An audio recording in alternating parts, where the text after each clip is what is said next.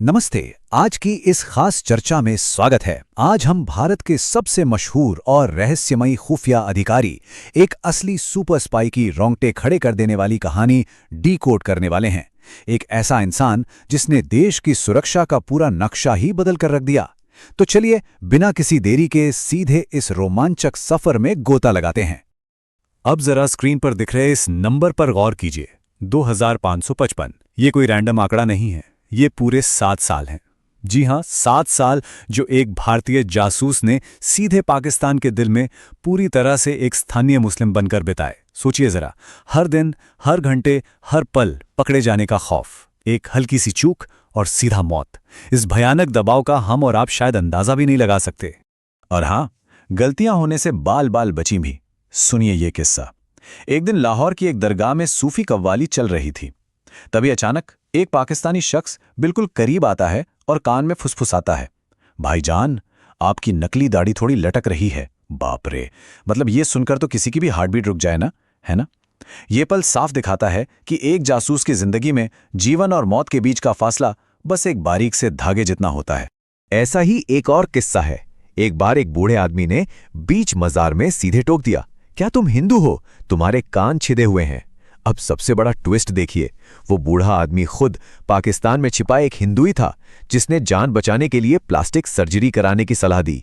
ऐसे ही लगातार मौत के साए में 7 साल निकालने के बाद उनका पाकिस्तान से बच निकलने का जो आखिरी 24 घंटे का सफर था, वो आज भी एक गहरा, रोंगटे खड़े कर देने वाला रहस्य है। वो 24 घंटे कैसे कटे, ये बस कुछ बेहद खुफिया फाइलों में दफन है। तो चलिए अब इस कहानी के पहले अध्याय की तरफ बढ़ते हैं और देखते हैं कि एक स्पाई मास्टर का उदय आखिर कैसे हुआ। साल था 1968, जब सिर्फ 22 साल की उम्र में ये युवा अधिकारी आईपीएस बना। और शुरुआत से ही इनके काम करने का स्टाइल एकदम हटके था। मतलब पुलिस की वर्दी थी, लेकिन दिमाग पूरी तरह कूटनीति वाला। जब केरल के थल्लासरी में इनकी पहली पोस्टिंग हुई और वहां दंगे भड़क गए, तो इन्होंने लाठी डंडों या फोर्स का इस्तेमाल नहीं किया। इसके बजाय एक गजब की स्ट्रेटेजी लगाई। दोनों गुटों के नेताओं को आमने सामने बिठाया, बातचीत की, लूटा हुआ सारा सामान वापस करवाया और सिर्फ एक हफ्ते के अंदर दशकों पुराने तनाव को चुटकियों में शांत कर दिया। अब आते हैं 1970 के दशक में, जब एक्शन शिफ्ट हुआ नॉर्थ ईस्ट के तरफ। मिजोरम में एक विद्रोही गुट था, मिजो नेशनल फ्रंट। यहां इन्होंने कमाल कर दिया। 7 में से 6 कमांडरों को अपने पाले में कर लिया। एक किस्सा तो बड़ा ही दिलचस्प है। इन्होंने इन खूंखार विद्रोहियों को अपने घर बुलाया और उन्हें सुअर का मांस खिलाया। और घर वालों को रत्ती भर भनक नहीं थे कि उनके ड्राइंग रूम में कौन बैठा है। इसके अलावा सिक्किम में अमेरिकी सीआईए एजेंट को अपनी तेज कूटनीति से चारों खाने चित कर दिया और 1975 में सिक्किम के भारत में विलय का रास्ता एकदम साफ कर दिया। यहां से हम अपनी चर्चा के दूसरे अहम हिस्से पर आते हैं, द गोल्डन टेम्पल ऑपरेशन। अब 1980 के दशक की इन चुनौतियों को देखिए। भेष बदलने की इनकी कला कितनी खतरनाक और विविध थी।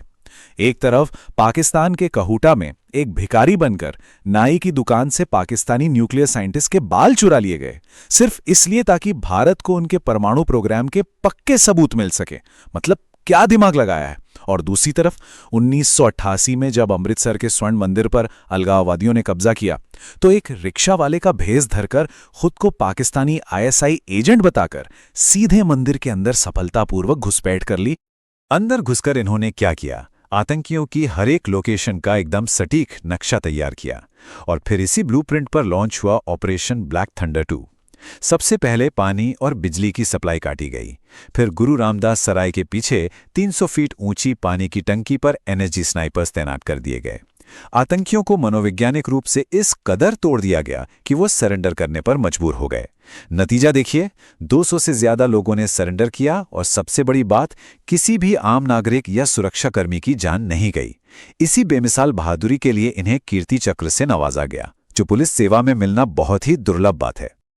अब थोड़ा आगे बढ़ते हैं हमारे तीसरे पड़ाव की ओर, कंधार और अंडरवर्ल्ड, एक बेहद तनावपूर्ण दौर। साल 1999, IC-814 फ्लाइट का वो खौफनाक हाईजैक। काठमांडू से शुरू होकर अमृतसर, लाहौर और दुबई से होते हुए ये फ्लाइट आखिर में अफगानिस्तान के कंधार पहुंची। ये दौर बहुत भारी था। नेगोशिएशन टीम के अहम हिस्से के रूप में आतंकियों से सीधी आमने सामने बातचीत की गई। शुरू में आतंकियों की डिमांड थी 36 आतंकवादी और $200 मिलियन। कई दिनों की उस दमघोटू थका देने वाली बातचीत के बाद डिमांड 3 आतंकियों पर लाई गई। लेकिन फिर भी मौलाना मसूद अजहर जैसे खूंखार चेहरों को रिहा करना पूरे देश के लिए एक बहुत बड़ा और कड़वा झटका था। और फिर अंडरवर्ल्ड से जुड़ा एक ऐसा वाकया हुआ जो किसी भी हॉलीवुड थ्रिलर को पीछे छोड़ दे। 2005 की बात है। दुबई में दाऊद इब्राहिम का काम तमाम करने का एक बेहद सीक्रेट ब्लैक ऑपरेशन प्लान किया गया। छोटा राजन के शूटर बिल्कुल तैयार थे, सब कुछ सेट था, उंगलियां ट्रिगर पर थीं, लेकिन ऐन मौके पर दिल्ली के एक होटल में मुंबई पुलिस ने उन शूटरों को अरेस्ट कर लिया। बहुत समझाया गया पर बात नहीं बनी। मतलब एक इतना शानदार ऑपरेशन बस पूरा होने ही वाला था और सब ताश के पत्तों की तरह बिखर गया। दाऊद एक बार फिर बच निकला। चलिए अब आते हैं हमारी कहानी के चौथे और सबसे अहम हिस्से पर, डिफेंसिव ऑफेंसिव का दौर। 2005 में रिटायरमेंट के बाद और फिर 2014 में सीधे राष्ट्रीय सुरक्षा सलाहकार यानी एनएसए के पद पर वापसी। यहां से भारतीय सुरक्षा नीति ने एक बिल्कुल नया गेयर बदला। ये डिफेंसिव ऑफेंसिव स्ट्रैटेजी आखिर है क्या? इसका सीधा सा मतलब है अब सिर्फ अपने घर में बैठकर ढाल लेकर बचाव नहीं करना है, बल्कि खतरा जहां पनप रहा है वहीं घुसकर उसे खत्म कर देना है। भारत की जो एक ऐतिहासिक शांतिप्रिय डिफेंसिव अप्रोच थी, ये उससे एक बहुत ही बड़ा और आक्रामक बदलाव था। और इस नई आक्रामक रणनीति के नतीजे वो तो सामने ही हैं। इराक के खतरनाक वॉरजोन से 46 भारतीय नर्सों का सुरक्षित रेस्क्यू हो, 2016 की उरी सर्जिकल स्ट्राइक हो या 2019 की बालाकोट एयर स्ट्राइक, कश्मीर से आर्टिकल 370 का ऐतिहासिक हटना हो और हाल ही का 2025 का बेहद सटीक ऑपरेशन सिंदूर, ये सभी बड़े और साहसिक कदम एक ही मास्टरमाइंड के विजन का सीधा सीधा नतीजा हैं। लेकिन देखिए, इतना लंबा और इतना प्रभावशाली सफर कभी भी विवादों के बिना नहीं होता। कई राजनीतिक उलझनों का भी सामना करना पड़ा। जैसे एक समय आईबी के कार्यकाल को कम करने के फैसले हुए, कश्मीर में राजनीतिक दलों के समीकरण बदलने के आरोप भी लगे, और हां, परिवार के बिजनेस को लेकर भी मानहानि के कई बड़े मामले सामने आए। हालांकि बाद में विरोधी नेताओं को लिखित में माफी भी मांगनी पड़ी। ये सब चीजें हमें बताती हैं कि जब आप इतने ताकतवर पद पर होते हैं तो उसके साथ इस तरह के टकराव होना आम बात है। तो ये सब हमें एक बहुत ही गहरे और सोचने वाले सवाल पर लाकर खड़ा कर देता है।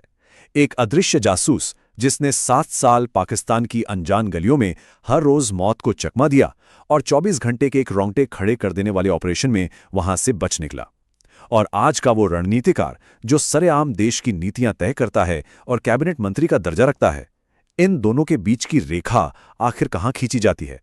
परछाइयों में काम करने वाले एक अंडरकवर एजेंट से लेकर देश के सबसे ताकतवर पदों तक का ये सफर वाकई इतिहास का एक अद्भुत और नायाब अध्याय है। आज की इस खास चर्चा में बस इतना ही। अगली बार फिर मिलेंगे एक नए और दिलचस्प विषय के साथ।